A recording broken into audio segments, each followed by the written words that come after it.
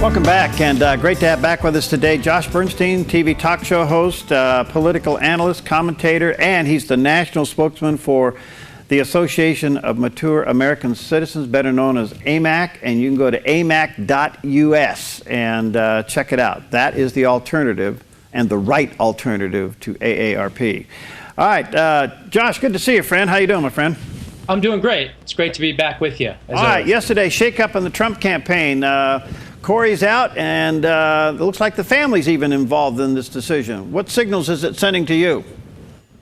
Well, it signals that we have an unconventional candidate in an unconventional primary and an unconventional election. And I thought to myself, you know, what else could possibly we could do to shake things up? But first, the decision, I mean, if you remember a couple of weeks ago, maybe about a month ago, he was relieved of some of his duties within the campaign once Paul Manafort came aboard. And so I think that once Paul kind of got a grip of what's going on and putting together, you know, the direction, if you will, of the campaign and the flow and the ebb and flow of it, I think he realized that with his amount of skill set and professionalism that, you know, it was time to make a change. And, you know, as we saw the news coming through about this, I started to think, well, what other things could this campaign possibly do to really grow not only the base, but more importantly, to solidify that base and to win in November? I think there's a bunch of things we can do. First and foremost, we can look at one issue, and one issue in particular that is a bipartisan issue. You know, Donald Trump likes to get up there and say that Mexico cheats and China cheats and Japan cheats and everybody's cheating in trade, but he doesn't go into the specifics and into the details. And I think that if he went into the Trans-Pacific Partnership, which again is bipartisan opposition, both parties do not want this to go through and to pass. And I think if he broke that thing down like a brain surgeon and literally explained the dangers inside of TPP, I don't care if he whips out, you know, the blackboard or the chalkboard at his events. He needs to get into the details of that, because what that will do is that will get a lot of Democrats that maybe think that, you know, there's nothing more on the surface other than, you know, cheap insults or just, you know, certain comments or political points, and they'll show the depth that this man obviously does have. I think it's a winning issue, and it's something that if he explains the dangers, how it affects immigration, how it supersedes the U.S. Constitution, how it interferes with our internet freedoms, how it guts our immigration policies, if he goes through all of those things and explains it, I think that that would be a definite win-win for him. Also, you know, you can look at the VP. The vice presidential choice has got to be someone who is very conservative, preferably a minority conservative, because I have a feeling Hillary Clinton is going to pick Julian Castro. I could be wrong on that, but more likely that'd be the choice. So we need to combat that. And then another thing is we ought to run as a ticket, which is something that hasn't been done. And that's actually not my advice. That's something that the great Trevor Loudon came up with. He should name 4 or 5 cabinet position people and then appoint them specific tasks that in a Trump administration, this is what they will be responsible for doing. And then another thing that he needs to do that I think Ronald Reagan was the absolute master at was tell personal stories. You know, there's these magnificent buildings and structures that have been built all over the world, and a lot of them are standing today here in America. Each one of these buildings has its own unique story, how it got built, maybe what are the obstacles that that Donald Trump faced to get it built. Was it done under budget and on time? You know, it may sound boring to some, but what it'll do is it'll soften the image that the left-wing media has put on Donald Trump as being, you know, mean-spirited or, you know, big-headed or, you know, whatever, racist and things like that. Then the other thing is in the convention, I know that he mentioned that he wants to have sports figures, sports champions, maybe, who knows, LeBron James, that they just won the Cleveland championship in basketball. He wants to have sports figures come and talk. And I don't necessarily think that that's the best channel. I think he ought to turn the convention into literally a lifetime channel type of convention. I would have 3 or 4 to 1 female speakers over male speakers, preferably folks that worked for him, that came up through the Trump organization, and can tell their personal stories about Donald Trump, because the left and the media has painted him as some kind of sexist or racist, and I think that those images can be put on display in front of for him. And then last but not least, hire me, because I guarantee I can get him over 20 points by August 1st. Yeah, and I think you spelled out how you would do that. A couple questions that come out of this, sure.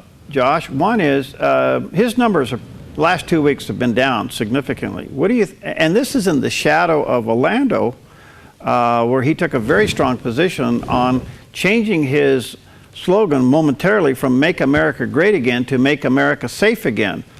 But yet his numbers went down. Why?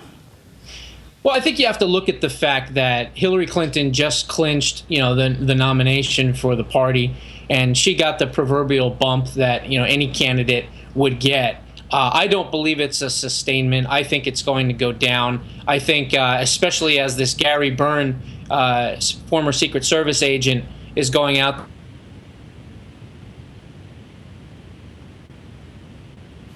Okay. Story, but I'd love him to come on my show and tell it. That's sorry about that. We're getting some Skype skips on that.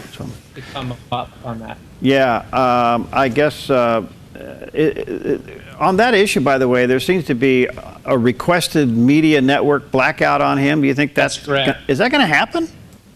Well, it's already kind of looking that way. The Clintons do have a lot of power, and they do have the media in their back pocket.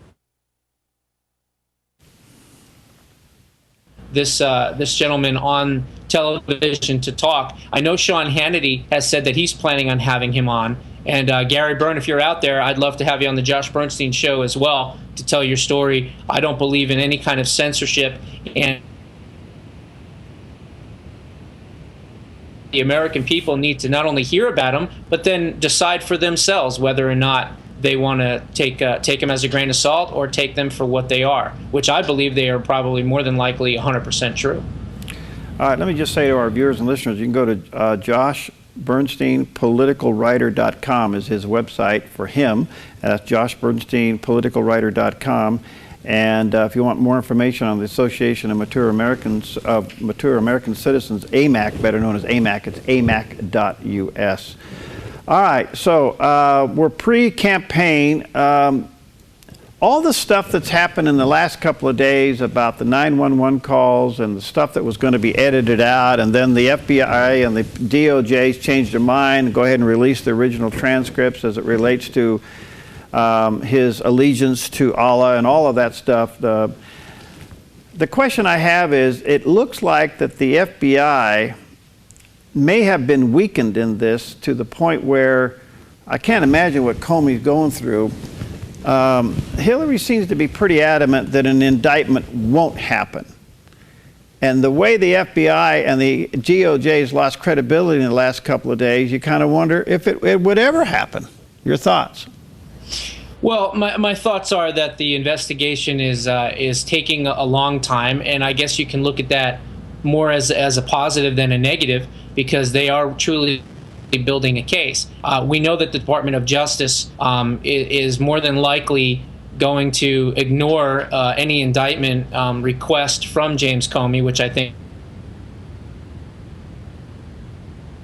in the court of public opinion, Hillary will certainly suffer. I still am holding out for an obstruction charge. I believe that more than likely that is what they will come up with as a minimum. Of course, I'd like to see racketeering, and I'd like to see gross negligence and all the other great things. But I think at a very minimum, we're probably looking at an obstruction charge, even though it should be a lot worse. One thing I'll say about the Orlando shooting is the FBI was tipped off 4 or 5 weeks ago to this guy. This is someone, by the way, that in 2014 they had full surveillance on. They had phone taps, they had wiretaps, they were following him, they were constantly keeping an eye on him, and he had complaints at work and things like that. So he walked into a gun store about 5 weeks ago and asked to buy level 3 armor. And the kid at the store in Florida said, "I'm sorry, we don't sell that." Then he asked, "Well, can we buy bulk ammunition?" And they said, no, we won't sell you that either. And then he walked out of the store speaking in Arabic on his cell phone, and then they called the FBI back then. So 4 or 5 weeks ago, the FBI was contacted and notified of this gentleman, this Omar Mateen, trying to buy body armor and bulk ammunition, and yet nothing was done about it. And here we are, 4 or 5 weeks later with this tragic event that happened at the Pulse nightclub. Wow. Terrible. All right, got to go. Stay in touch, Josh. Best to you, Josh Bernstein, politicalwriter.com. And you can go to amac.us. And I'd like to have an interview when you do become the campaign manager of Donald Trump and you push him over the top by 20 points on August 1st. Buddy. Okay, fan. Good to see you. God bless. We'll be right back. I'm Paulina Leiser, producer of Focus Today. Thank you for watching this video, and make sure to check our other videos at theDove.us.